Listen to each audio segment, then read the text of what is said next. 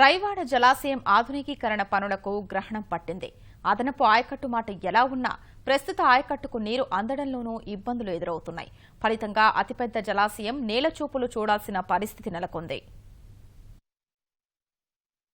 విశాఖ జిల్లా దేవరపల్లి మండలంలోని రైవాడ జలాశయం పరిస్థితి నానాటికి తీసికట్టుగా తయారవుతోంది. ఈ ప్రాజెక్టు ఆధునికీకరణ పనులు ముందుకు సాగడం లేదు. కాంగ్రెస్ ప్రభుత్వ హయాంలో 22 కోట్ల రూపాయలతో ఆయకట్టు అభివృద్ధి కోసం ప్రాజెక్టు మరమ్మతులు, కొత్తగా సిమెంటింగ్ పనులు ఆరంభించినా అవి ఇంతవరకు 4వ వంతు కూడా పూర్తి కాలేదు.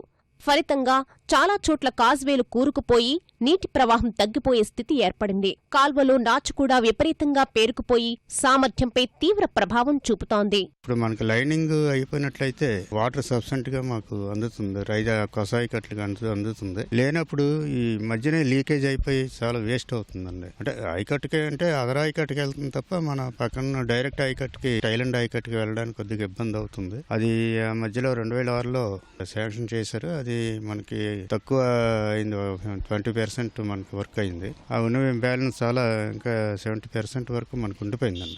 ప్రధాన రిజర్వాయర్ పరిస్థితి దారుణంగానే ఉంది. సిమెంట్ పనులు లేక రాళ్లు జారిపోతున్నాయి. ఎక్కడికక్కడ పిచ్చి మొక్కలు పెరిగిపోతున్నాయి. 2002లో ఏర్పడిన నీటి ఎద్దడి పరిస్థితి మళ్లీ పునరావృతమయ్యేలా ఉందని రైతులు ఆందోళన వ్యక్తం చేస్తున్నారు. అదనపు ఆయకట్టు కోసం ఇప్పటి వరకు ఎటువంటి చర్యలు తీసుకోకపోవడాన్ని రైతులు ప్రశ్నిస్తున్నారు. కాలువలు బాగోక నీరు మా చెరువులకు అందలేదండి. ఈ సిసి వర్క్లు, డ్రైనేజ్ కాలువలు ఉన్నాయి కదా, అవి చేస్తే మాకు పంటకు అందించే అవకాశం ఉంది. పాటు పడుతున్నారు, శ్రమ చేస్తున్నారు. మా చైర్మన్లు, డామ్ చైర్మన్ కనుక మా నీటి ఇరిగేషన్ డిపార్ట్మెంట్ చైర్మన్ చేస్తున్నారు. కానీ మరి దానికి ఎటువంటి ఉపయోగం లేకుండా మధ్యనే పోతుంది. ఇబ్బంది పెట్టి ఇలా చేస్తే మేము చచ్చిపోవాల్సి వస్తుందండి. పశువులు చచ్చిపోతాయి, మేము చచ్చిపోతే మాకు నీరు లేకుంటే అసలు ఏరియాలో నీరు బోరు పైప్ లైన్ వేసుకోవడానికి కూడా అవదండి. అంటే మోటార్ వేసుకోవడానికి కూడా నీరు ఊరదు. ఇక్కడ మేము వ్యవసాయం పండించుకోవడం మానేసాం నీరు లేక. ఏదో వర్షాధారం, మాకు వర్షం పడితేనే మా పంటలండి జీవనాధారం. లేక కూలి పనికి ఎక్కడికో దూరంగా వెళ్ళిపోతున్నారు. అసలు తలికెలిసిపోయిందండి బాగా. ఎక్కడ పడితే అక్కడ గంటలు కొడుతుందండి.